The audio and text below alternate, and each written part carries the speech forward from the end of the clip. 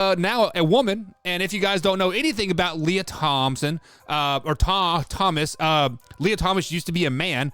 I don't even know his name like anymore. But she, William.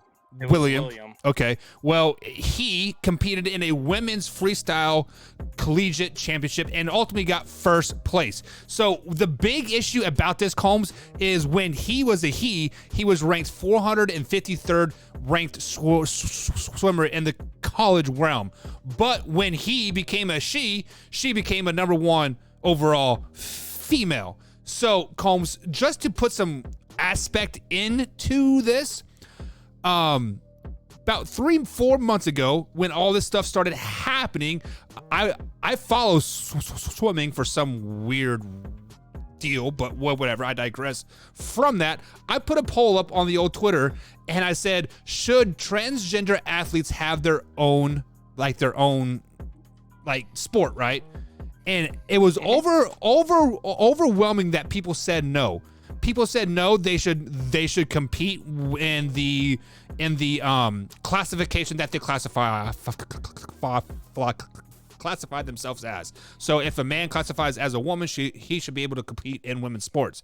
But now you turn on Facebook, Combs, or Twitter or Reddit or Discord or whatever else, everybody's like, oh, we need a transgender this, transgender that. Why?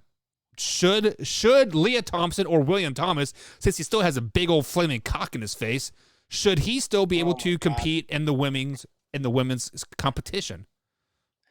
Well, I'm not going to take it to the level that you just did, but what I am going to say is this, and I've had this conversation with people, and look, I've got friends in the LGBTQ community. I've got friends who are gay. I've got friends who are bi.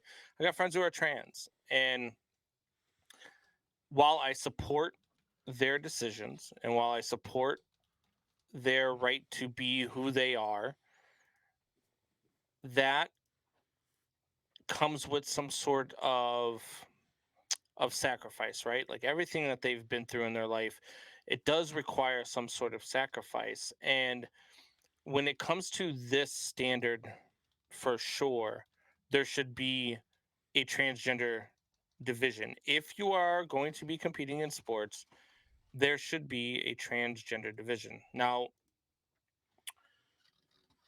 the way that I explain it to people that I've argued with is, look, when it comes down to it, 100 years from now, when William Thomas is dead and gone, and if somebody were to dig up his remains, they would ask you, was he a male or was he a female?